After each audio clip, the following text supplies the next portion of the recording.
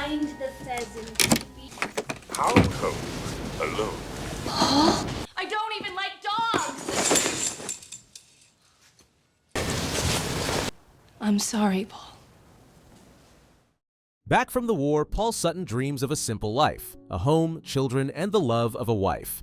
But when he returns, he finds betrayal instead of welcome. On the road, he meets a desperate young woman, pregnant and terrified, and agrees to pose as her husband, just for one night.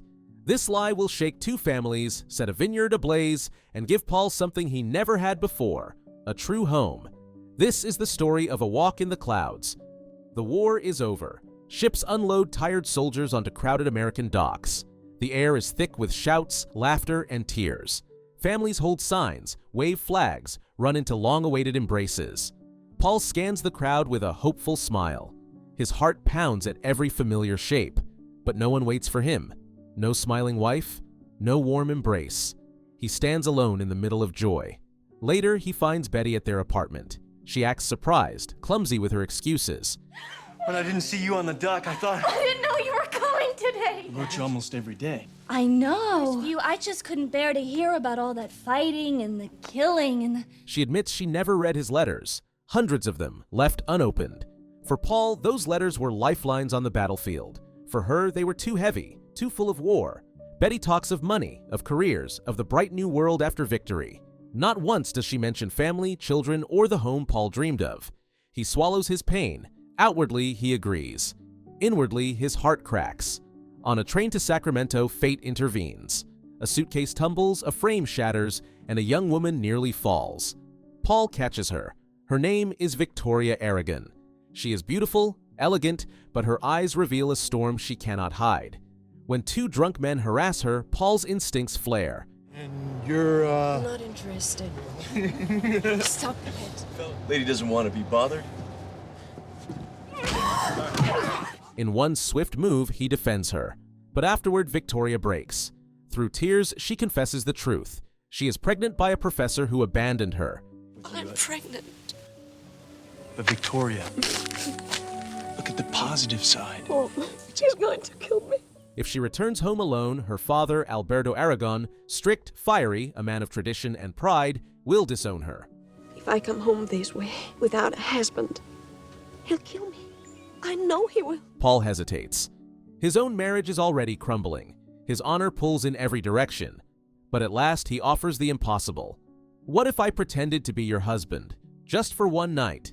Victoria hesitates, then nods. It is not salvation, but it is hope. They approach the family estate, Las Nubes, an ocean of vines stretched across the hills, shimmering in sunlight, wrapped in drifting clouds. The beauty stops Paul in his tracks. For a moment, he forgets his own pain. Before they step inside, Paul improvises a wedding ring. From a piece of chocolate, he makes a circle and slips it onto Victoria's finger, then onto his own. A fragile illusion. But as soon as they cross the gate, gunshots split the air. Victoria freezes. Her father, Alberto, stands with a rifle. Who is this man? My husband. The silence is deafening. Alberto erupts in rage. I will not allow this. Yet the rest of the family reacts differently. Her mother, Marie, and grandmother, Guadalupe, welcome Paul warmly.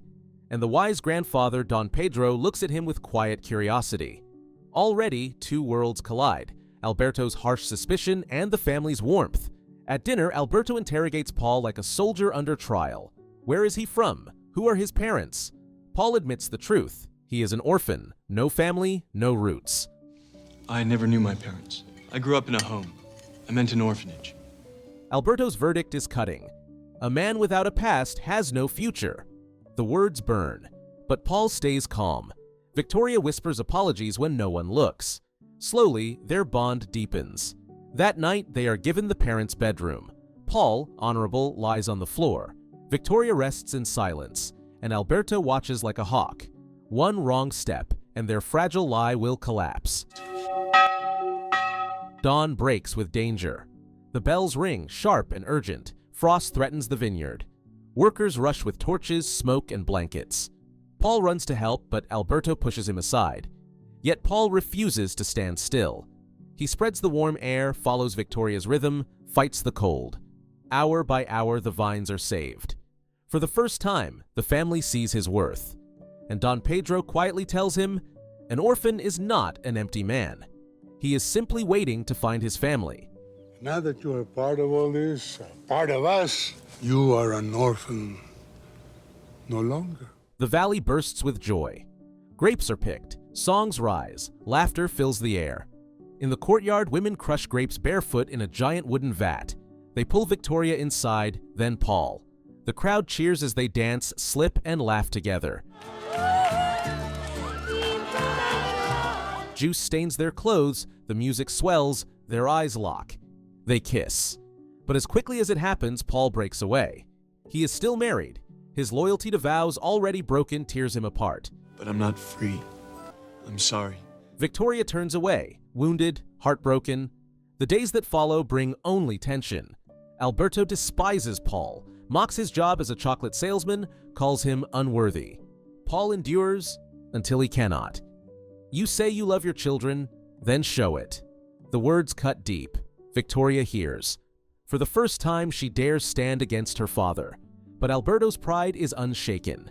That night, Don Pedro offers Paul a drink, then a song.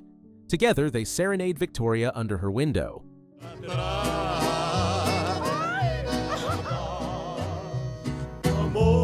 The whole house listens. Even Alberto falters. When her light turns on, Paul dares to hope. But at dawn, his honor drags him away. He leaves once again.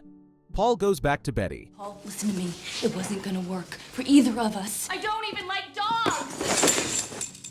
I'll leave. I'll just get my things now. He finds her with another man. Coldly, she hands him annulment papers. The marriage he fought to preserve is already gone. I'm sorry, Paul. Paul! Are you all right? I'm fine. Finally free, Paul rushes back to Victoria. But time is short. Alberto, blinded by pride, refuses to see what everyone else sees. The confrontation escalates. Shouts. You son of a bitch! You deceived me in my own house. Flames explode through Las Nubes. The vineyard becomes an inferno. Smoke fills the sky. Workers and family battle the blaze with buckets and cloth. Paul races through the fire, searching for anyone in danger. Pedro, Victoria's younger brother, stumbles, his clothes in flames. Without hesitation, Paul throws himself into the heat, wraps the boy in soaked cloth, saves him. But the fire is too strong. By morning, Las Nubes is nothing but black ash. The family weeps not only for their land, but for generations of heritage, gone in a single night. There's no rootstock left to replant. Las Nubes is finished. Paul refuses to surrender. Alone, he climbs the hill where the oldest vine was planted centuries ago. The soil is black, the air bitter. On his knees, he digs. His hands blister, claw through ash until they find a charred root. He carries it down to Alberto. With trembling hands, Alberto slices the bark and gasps. Inside, the core is alive. Sap still flows. Las Nubes has not died. The family erupts in cries and tears of joy. Alberto's pride breaks at last. He looks at Paul not as an enemy, but as a son. Replant it, not as a stranger, but as part of this family. Paul is no longer an orphan. He is an Aragon. He takes Victoria's hand, slides a true ring onto her finger. The family cheers. The workers cheer. The priest blesses their union. The vineyard may be burned, but from its living root, hope rises again. Like life, like love. From a lonely soldier returning to silence, Paul Sutton becomes a husband, a father, an heir to a legacy rooted in the clouds. A man without roots, who finally found his family among the vines of Las Nubes.